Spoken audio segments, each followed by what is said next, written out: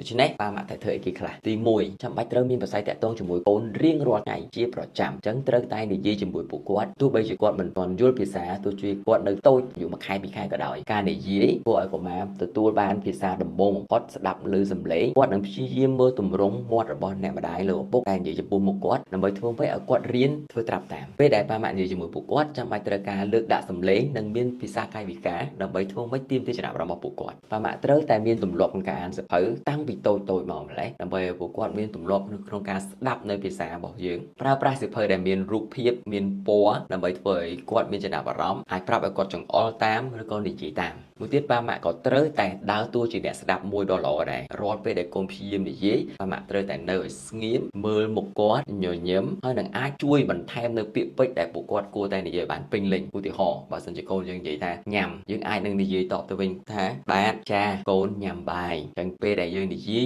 មួយយឺតនឹងមានសំឡេងនិងកាយវិការបែបនេះធ្វើឲ្យកូននឹងអាចត្រាប់តាមនិងអាចវិវត្តការនិយាយបានកាន់តែឆាប់